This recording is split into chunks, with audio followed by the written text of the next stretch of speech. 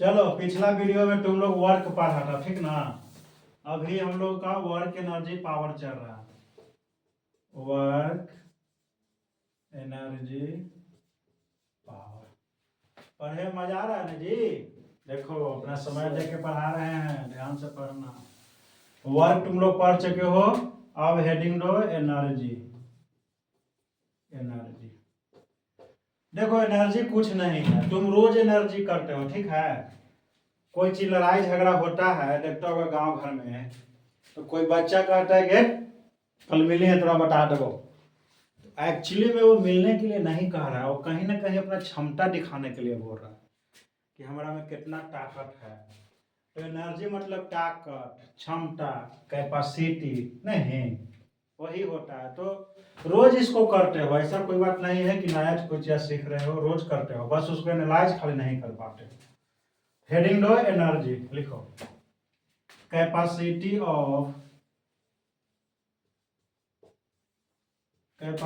Of doing work.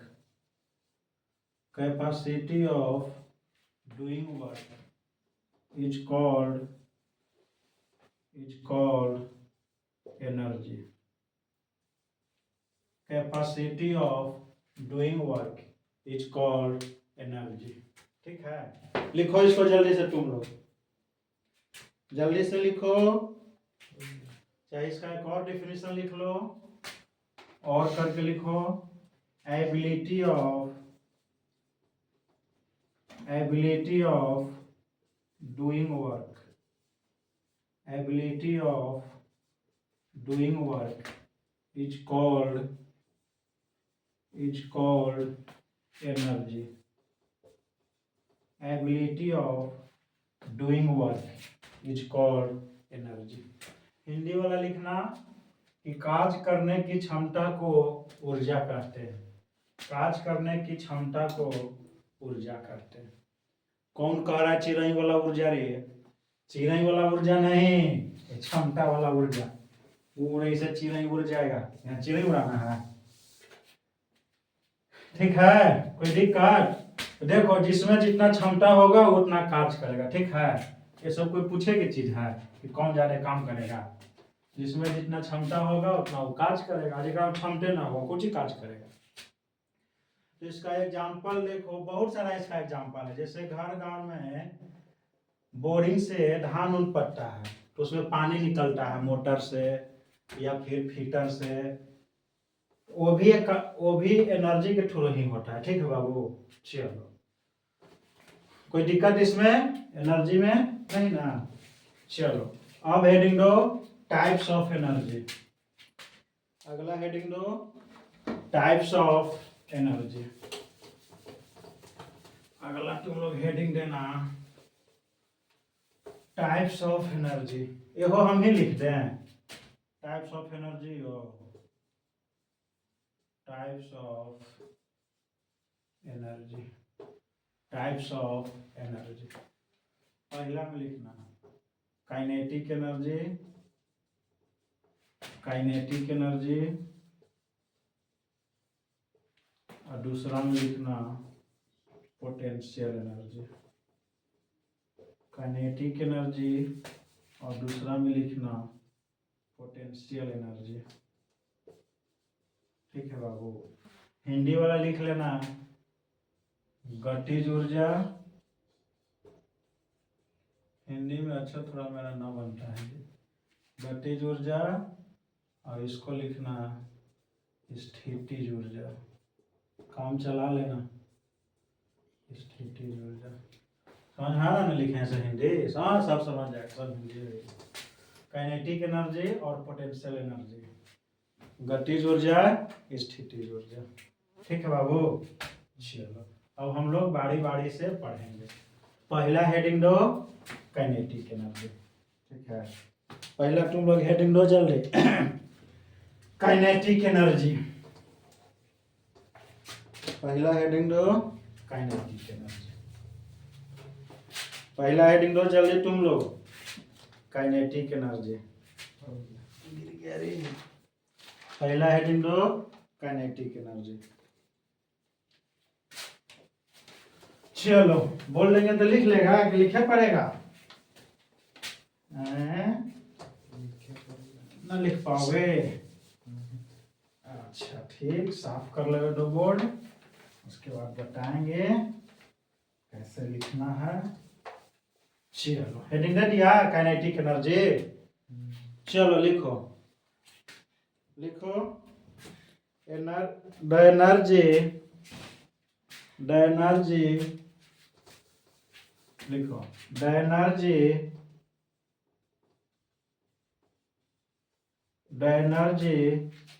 Possesses, लिखो ध्यान देना, POSSESEG, the energy possessed by a body due to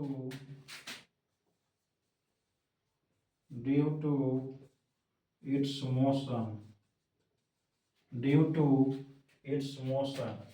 is called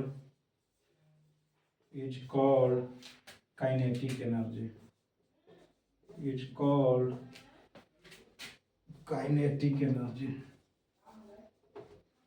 देखो इसका नाम से ही क्लियर है, काइनेटिक एनर्जी, गतिज ऊर्जा। तुम लोग थोड़ा बचपन में पढ़े होगे 9th में, वहां पर एक दूसरा या तीसरा चैप्टर है गतिकी है, ठीक है, काइनेमैटिक्स जिसको बोला जाता है। तो काइनेमैटिक्स का हिंदी होता है गतिकी, ठीक है, इसका नाम से ही क्लियर है गतिकी। तो किसी वस्तु में उसके गति के कारण जो ऊर्जा उत्पन्न होता है उसको हम लोग काइनेटिक एनर्जी कहते हैं, ठीक है। इसमें किसी को कोई डाउट ना होना चाहिए, ठीक है, डाउट होगा तो पूछ लेना। चलो अब इसको हम लोग कुछ फार्मूला है, फार्मूला लिख लो, कहे कि क्वेश्चन तो बनेगा फार्मूले से ना हो, डिफिनीशन लिखे से थोड़े फार्मूला बनेगा। देखो ध्यान दो, नीचे लिखना, इट इज डिनोटेड बाय के। शॉर्ट में हम लोग काइनेटिक एनर्जी को के ही लिखेंगे, बार बार कितना काइनेटिक एनर्जी लिखोगे, के ही लिख देना, ठीक है। तो के ही बराबर होगा 12 mv²। फार्मूला को नाम याद रखना, के ही बराबर होगा 1/2 mv²। लिखना हेयर m बराबर मास ऑफ बॉडी,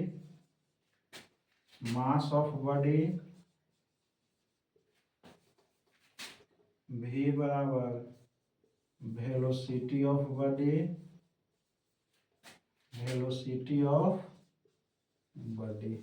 ठीक है बाबू।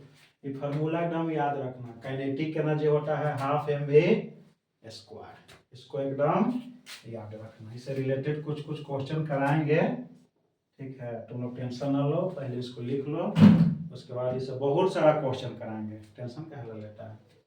चलो ये क्वेश्चन इसको लिख लो, एग्जाम्पल में लिखो,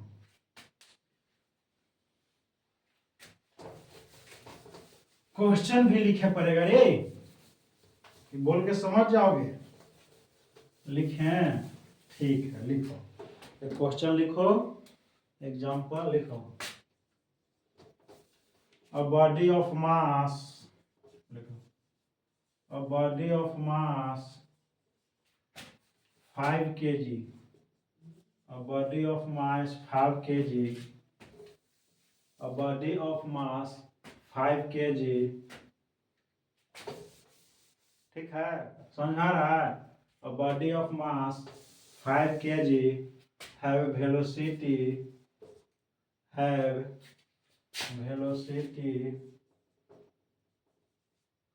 2 meter per second, then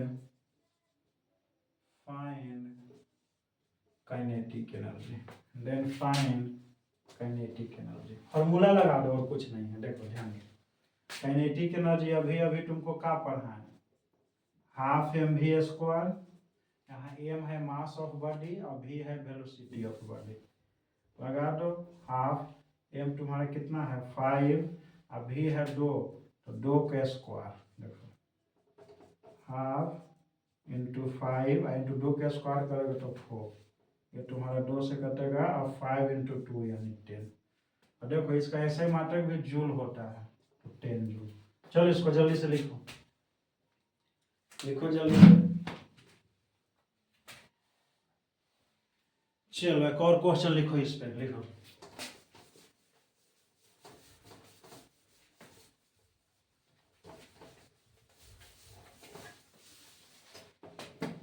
लिखो सेकंड क्वेश्चन लिखो।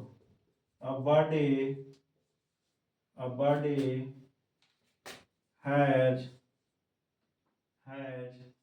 kinetic energy. A body has kinetic energy of 16 joule,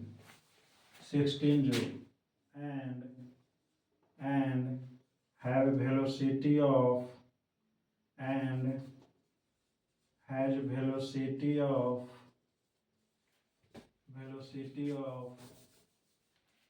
8 meter प्रति second. Then find its mass.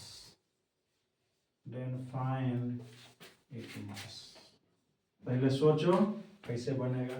कह रहा है कि कोई एक वस्तु जिसकी गतिज ऊर्जा 16 जूल है, 8 मीटर प्रति सेकेंड की गति से चल रहा है, तब उसका द्रव्यमान ज्ञात करें। देखो ध्यान दो, यहाँ भी फार्मूला लगा देना। देखो अभी पढ़े हो kinetic energy is equal to half mv square. यहाँ तुमको काइनेटिक एनर्जी दे दिया है 60 जूल, ठीक है बाबू, काइनेटिक एनर्जी दे दिया है 60 जूल। यहाँ हो जाएगा हाफ, m तो निकालना ही है और वेलोसिटी है 8 का square. 16 is equal to half m, 8 का स्क्वायर किसको आता है रे 64, ठीक है ना। देखो इसको जब काटोगे ये हो जाएगा 32 और 16 2 जा होगा 32। तो यहाँ देखो 2m बराबर आ जाएगा 1, m बराबर आ जाएगा 1/2 यानी 0.5 kg। m कितना आ जाएगा 0.5 kg। देखो ध्यान दो, चलो लिखो जल्दी। हो गया, चलो उतार लिया साहब, उतार लिया जी, उतार लिया। चलो इस पे और क्वेश्चन कराएंगे, टेंशन ना लो, पहले आगे बढ़े तो सारा क्वेश्चन इस पे 20-30 क्वेश्चन कराएंगे, इसलिए टेंशन नहीं लेना है, सारा कॉन्सेप्ट क्लियर होगा। अगला हेडिंग दो पोटेंशियल एनर्जी। अगला हेडिंग दो पोटेंशियल एनर्जी। हिंदी वाला बच्चा लिखना स्थितिज ऊर्जा। हिंदी वाला बच्चा लिखना स्थितिज ऊर्जा। हिंदी वाला बच्चा लिखना स्थितिज ऊर्जा। अब स्थितियों ऊर्जा ये सब लिखना आ रहा है। स्थितिज ऊर्जा लिखो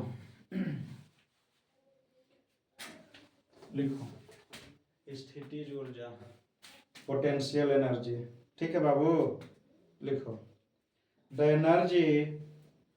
एनर्जी लिखे पड़ेगा रे।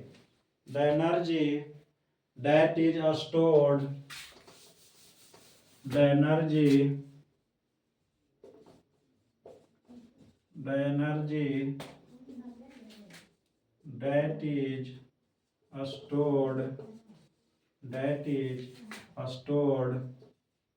in a body due to its position is called potential energy. Is called potential energy. कह रहा है कि स्थितिज ऊर्जा वह ऊर्जा है जो किसी वस्तु में उसके स्थिति के कारण उत्पन्न होता है, स्थिति के कारण उत्पन्न होता है। ठीक है बाबू, और हम लोग इसको पूरा डिटेल से पढ़ेंगे, अभी पढ़ो पोटेंशियल एनर्जी। ठीक है, इसका एग्जाम्पल है, जैसे देखो कोई चीज किसी ऊंचाई पे रखा हुआ है तो उस पर कुछ ना कुछ तो ऊर्जा खर्च हो ही रहा होगा, नहीं? चाहे तीर में, ठीक, धनुष में ताना हुआ तीर, वो भी स्थितिज ऊर्जा के एक उदाहरण है। चाहे नदी के बांध में बंधा हुआ जल, वो भी एक पोटेंशियल एनर्जी का उदाहरण है, नहीं? ऐसे बहुत सारा एग्जाम्पल है। ठीक है, चलो, तो पोटेंशियल एनर्जी को हम लोग mg है, जिसका फॉर्मूला लिख लेना। ठीक है, इसका फॉर्मूला जो होगा potential energy is equal to mgh। इसको हम लोग माइंड में रखेंगे, जब क्वेश्चन सोल्व करने बैठोगे तो इसका बहुत यूज होगा। देखो हेयर m बराबर mass of body, here m is equal to mass of body. देखो यहाँ आ गया g, तो g होता है ग्रेविटेशनल फोर्स, g होता है ग्रेविटेशनल फोर्स। इसको जब क्वेश्चन सोल्व करना है तो सुविधा के अनुसार कहीं कहीं 10 भी लिया जाता है, कहीं कहीं 9.8 भी लिया जाता है, तो दोनों लिख लेना, जिसका ज़्यादा सुविधा होगा उस हिसाब से अपना काम करना। h बराबर हो जाएगा हाइट, h बराबर हो जाएगा हाइट। इतना चीज लिखो जल्दी जल्दी।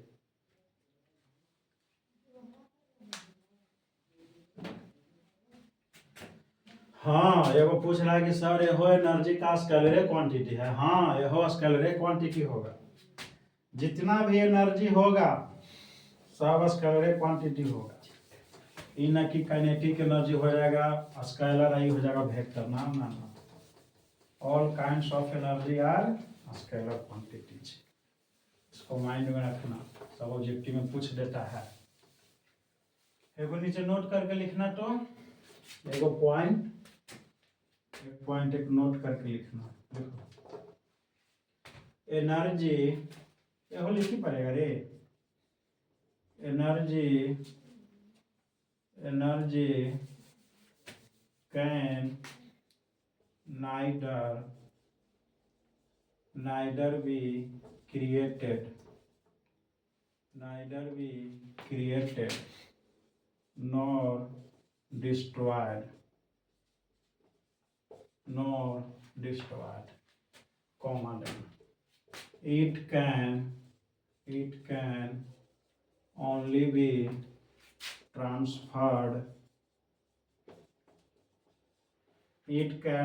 be transferred to one form to another form, अब बात तो कुछ पहले नहीं पढ़ रहा होगा, लिखो उसके बाद समझाते हैं। कह रहा है कि energy can neither be created nor destroyed, it can only be transferred to one form to another form, कह रहा है कि ऊर्जा को ना तो हम उत्पन्न कर सकते हैं और ना ही नष्ट कर सकते हैं, इससे केवल एक रूप से दूसरे रूप में परिवर्तित कर सकते हैं। ठीक है बाबू, जैसे तुम लोग पढ़े होगे यांत्रिक ऊर्जा से गतिज ऊर्जा, गतिज ऊर्जा से यांत्रिक ऊर्जा, नहीं वही सब है। इसको ना तो तुम बना सकते हो ना ही नष्ट कर सकते हो, इसे केवल एक रूप से दूसरे रूप में परिवर्तित कर सकते हो, समझा? चलो अगला हेडिंग दो पावर,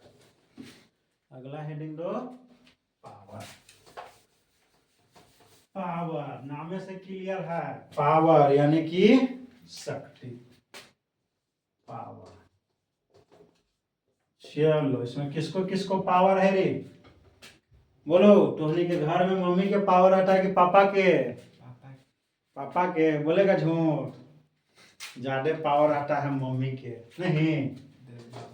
अगर कोई काम होना है घर में, पहले पापा के मन है तो ले जाएंगे मम्मी भी करें। अगर वहां से पास हो गया तब सोचो कि पास हो गया, ना तो अटक जाएगा बेलू। इसलिए ज्यादा पावर होता है मम्मी के पास। नहीं तब शादी ब्याह होगा ना तो फोटो वोटो आएगा मोबाइल पे, पापा के पसंद हो जाएगा, मम्मी के नहीं होगा, क्या हो जाएगा ब्याह? बोलो नहीं, समझा? इसलिए जरूरी है कौन चीज? पावर। नहीं, और हर आदमी पावर खोजता है, हमको पावर मिले। देखो पावर, शक्ति, इसका हिंदी लिख लो शक्ति। शक्ति, ठीक है। देखो चलो डेफिनेशन पहले इसको लिख लो। रेट ऑफ डूइंग वर्क, देखो नाम से ही क्लियर है, rate of doing work is called power. Rate of doing work is called power. देखो हमरे लिखे कह रहा है rate of doing work, rate of doing work is called power. समझ में आ रहा है? यानी कार्य करने की दर को शक्ति कहते हैं, कार्य करने की दर को शक्ति कहते हैं। P बराबर हो जाएगा W/T, इसको याद रखना। P बराबर होगा W/T, ठीक है। किसी को कोई डाउट नहीं ना? चलो लिखो हेयर, दिख रहा है सबके कि ना दिख रहा है? हेयर W बराबर वर्क डन, W बराबर वर्क डन और T बराबर टाइम।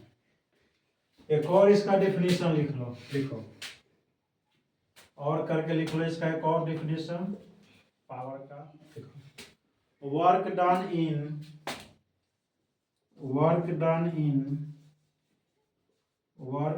In unit time. देखो यहाँ एक वर्ड आ गया unit time. Work done in unit time is called power. इकाई समय में किए गए कार्य को शक्ति कहते हैं।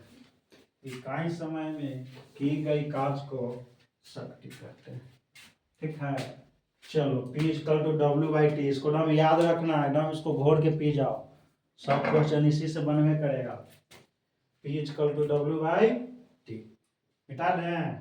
चलो देखो ध्यान, इसको भी अच्छा ऊपर से मिटा पहले। चलो ऊपर से पहले मिटा देते हैं, उसके बाद लास्ट में मिटाएंगे।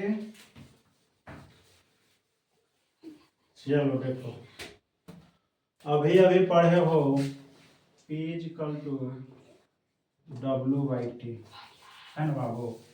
तो देखो ध्यान दो, इसका मात्रा की अगर बात करें, यूनिट की बात करें तो देखो वर्क का मात्रक होता है जूल, ध्यान देना। वर्क का मात्रक इसका लिखो SI यूनिट। तो देखो एक यूनिट फिर यहीं से निकल जाता है जी। वर्क का होता है जूल, ध्यान दो, वर्क का होता है जूल और T का होता है सेकेंड। तो जूल प्रति सेकेंड एक्चुअली में इसका मात्रक होता है। तो P का जो SI मात्रक होगा वो क्या हो जाएगा, यहाँ पर नीचे लिख लो SI unit of power, SI unit of power is equal two joule प्रति सेकेंड। जूल प्रति सेकेंड इसी को कहा जाता है वाट। जूल प्रति सेकेंड को ही वाट बोला जाता है, ठीक है। तो बल्ब घर में बांटे होंगे कितना वाट का, 9 वाट, 10 वाट, 20 वाट, 30 वाट, 100 वाट, यहीं से निकल के आता है, ठीक है। तो होता है वाट। ये वो HP तुम लोग पढ़े होंगे, मोटर उटर आता है HP में, कितना HP का मोटर है, हीटर, ट्रैक्टर, ये सब एचपी में आता है। एक एचपी जो होता है बाबू वो 746 वाट का होता है।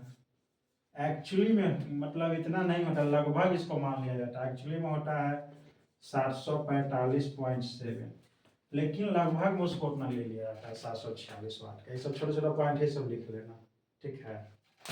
P equal to W by T, T का मात्रक हो जाएगा जूल प्रति सेकेंड, और इसी को जूल प्रति सेकेंड को ही वाट बोला जाता है, ये सब ध्यान में रख लेना।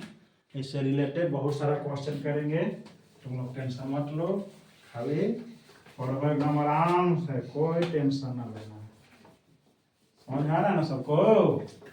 चलो, आ ही रहा है तब कहाँ टेंशन लेगा, ना आता तब ना टेंशन लेता है ना। हो आ ही रहा है तो फिर कौन टेंशन है। चलो, इससे रिलेटेड बहुत सारा क्वेश्चन करेंगे और तुम लोग ध्यान देना।